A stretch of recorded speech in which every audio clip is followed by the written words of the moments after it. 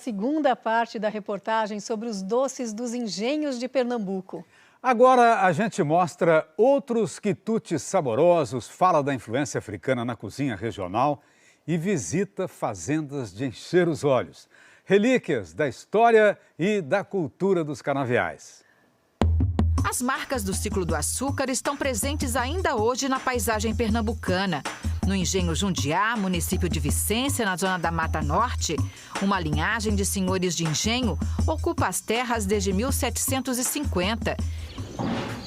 Este senhor, de 82 anos, caminha como a história, devagar. Seu João Antônio Correia de Oliveira Andrade ostenta o título de último senhor de engenho de Pernambuco. Mas o senhor gosta de ser reconhecido como um senhor de engenho? Olha, eu digo que não. Quando as pessoas dizem assim, mas eu sinto no íntimo que eu gosto. Eu tenho que admitir que Jundiá é um estado de espírito. Jundiá não é um engenho, é como se fosse uma pessoa da família. O engenho Jundiá mantém a arquitetura típica do ciclo do açúcar, um conjunto de construções planejadas em função da atividade econômica. A fábrica foi desativada, deixou de moer a cana-de-açúcar há mais de 60 anos e o engenho teve que encontrar alternativas para gerar renda e manter a história e a beleza do passado. A criação de gado é fonte de renda importante, mas foi o turismo rural que transformou o engenho num dos mais conhecidos da região. Antes da pandemia, o Jundiá recebia 2.000 visitantes por ano. Foi a dona Zélia, mulher do seu João, que 20 anos atrás abriu a porteira para os turistas. Professora aposentada, serve agora de guia, em meio a tesouros que só aparecem nos livros de história. Um exemplo, o local onde hoje é a Sala de Ordenha, era a fábrica de açúcar, também chamada de moita. E esta é uma das mais antigas de Pernambuco, ainda preservada. É de 1817. Esse é o primeiro espaço onde a cana entrava para ser moída nos tambores e extrair o caldo da cana. O Jundiá guarda outra preciosidade. Essa aqui era a casa de purgar, de purificar o açúcar, a última etapa do processo de produção. Dá só uma olhada como esse piso aqui é diferente. Ele tem 200 furos. E esses furos serviam para encaixar essas formas aqui de ferro. Aqui era colocado o mel de engenho. Ele escorria para um tanque que fica debaixo do piso, a 2 metros de profundidade, enquanto aqui dentro o açúcar secava. É muito raro a gente encontrar um piso como esse aqui. Não é comum você encontrar em outros lugares. Às vezes, assim, uma tábua, uma forma, mas assim, um conjunto, aí realmente é difícil. A Casa Grande também é uma vitrine com inúmeras relíquias. É como se o tempo não tivesse passado dentro destas paredes. O sabor que vem da cozinha também é o mesmo de quando os primeiros senhores de engenho viviam aqui. Zélia é cozinheira de mão cheia e adora fazer as receitas de bolos e doces que se perpetuam no Jundiá. Além dos doces em calda, o bolo de macaxeira é o mais popular neste engenho. Foi a receita da minha mãe e eu fui modernizando o bolo, caramelando. A tradição dos doces de engenho se mantém até hoje graças a ensinamentos que passam de geração a geração. É uma arte que envolve a escolha dos ingredientes, as técnicas de preparo, pequenos truques e muitos segredos. Isso tudo faz do caderno de receitas da família uma preciosidade. A dona Nara Maranhão herdou um desses tesouros marcados pelo tempo, o caderno da mãe, dona Esmeralda, cozinheira de mão cheia. Na primeira página, uma receita que não é de prato, e sim de vida. Primeiro, pense num bom dia. Segundo, agradeça um bom dia. Terceiro, planeje um bom dia.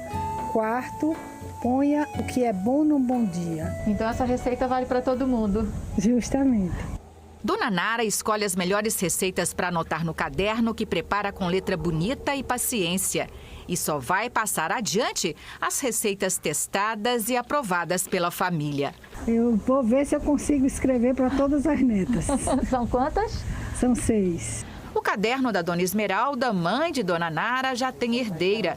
É a Mariana. Das filhas, é a que leva mais jeito para a cozinha. A vovó era maravilhosa. O que Eu aprendi muito com ela. Essa parceria de mãe e filha deu uma cara nova aos tradicionais bolos pernambucanos. Foi uma maneira que a Nara e a Mariana encontraram para levar as receitas dos engenhos até as recepções e as mesas da cidade. Assim, em miniatura, os bolos chegaram mais longe. Nossa, como chegou? Porque o visual sempre foi uma das minhas preocupações.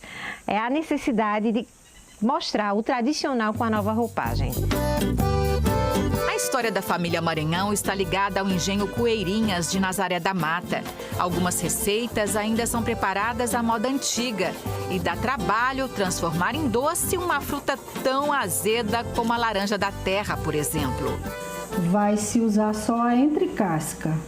E essa entrecasca tem que ficar de molho durante 5 dias, trocando a água 3 vezes ao dia. Daí ainda se dá uma fervura para tirar todo o amargo. Quando sai todo o amargo da laranja, que a gente vai fazer o mel, usando canela e cravo, para poder chegar ao ponto do que se transforma no doce. E por que você se dedica a esses doces trabalhosos? Porque eu gosto de fazer as coisas que são realmente difíceis e pouco encontradas. Os doces de engenho são mesmo trabalhosos, demorados, difíceis de fazer. Talvez nem existissem se as antigas famílias não contassem com aliadas importantes na cozinha da Casa Grande. É impossível falar da tradição do doce na culinária desde os tempos do Brasil colônia, sem destacar o papel relevante das escravas africanas. Foram as cozinheiras negras que ajudaram a criar e a enriquecer as receitas açucaradas preparadas nas cozinhas das casas grandes dos engenhos. A dona Carmen Virgínia defende que seja feita uma reparação histórica sobre o papel das negras na culinária do Brasil.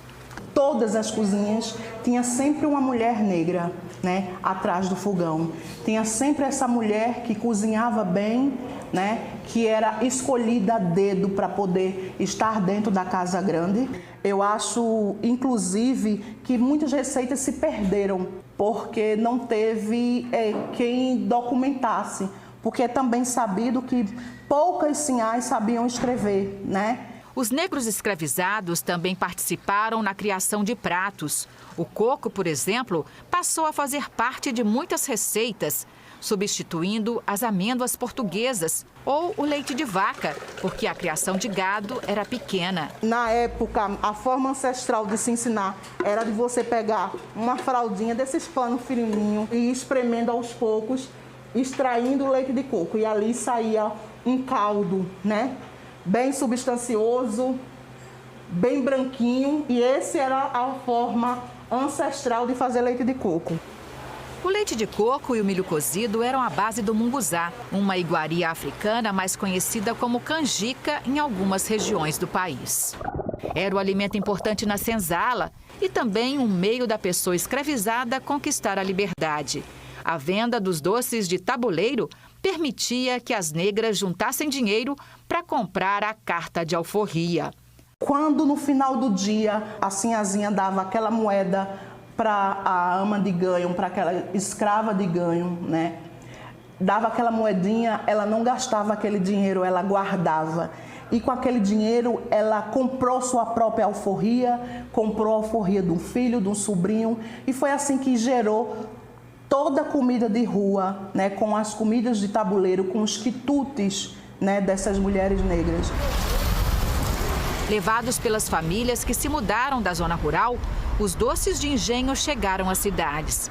Um deles, o bolo de rolo, ficou tão popular que se tornou um cartão de visitas de Pernambuco. A família Dias é uma das responsáveis pelo resgate da receita original. A matriarca, Dona Fernanda, serviu o bolo até para o Papa João Paulo II, quando ele esteve em Pernambuco em 1980. A produção de bolo de rolo começou com 4 funcionários no final da década de 1950. O sucesso foi aumentando ano a ano e chegou a tal ponto que foi preciso construir uma fábrica de bolo de rolo para dar conta do apetite dos fregueses. Quanto mais fina a camada do bolo, melhor. Com as máquinas, a dosagem é certeira. Mas espalhar a massa na forma e depois a goiabada e enrolar as camadas, isso só as mãos conseguem fazer. Tem que ter um cuidado, uma delicadeza, um manuseio específico, sentir o bolo de rolo realmente para que ele não fique com imperfeições. Tem que ter todo um cuidado nesse preparo. Hoje a fábrica tem 32 funcionários e capacidade para produzir até 1 tonelada de bolo por dia. Ao longo de 3 gerações, o negócio da família ganhou escala. A distribuição agora é feita numa rede de lojas. E a fama do bolo de rolo não para de crescer. A gente hoje vende o bolo no Brasil todo, em quase todos os estados. Muita gente compra para levar para fora do Brasil e leva o nosso nome para os 4 cantos do mundo, né? Os pernambucanos dão tanta importância às receitas criadas nos engenhos que o bolo de rolo e o Souza Leão são tombados como patrimônio cultural e material de Pernambuco. Como resistir a estas delícias? Eu confesso que eu provei um pouquinho de quase tudo. E se você quiser experimentar esses sabores pernambucanos, a minha dica é começar pelo bolo de rolo, o preferido dos meus amigos e dos parentes que moram fora de Pernambuco. Cada pedacinho traz um pouco do sabor da alma pernambucana. Pernambucano, eu acho que ele nasce no açúcar, ele cresce no açúcar, ele é banhado no açúcar. A gente vai visitar uma criança que nasce na maternidade, tem lá um bolinho sempre para ser oferecido. Aqui isso é muito presente, muito simbólico. Nós temos aí 500 anos, né, de relacionamento histórico e profundo com o açúcar. É um jeito doce de manter viva uma tradição que ajuda a entender melhor quem somos nós, os brasileiros.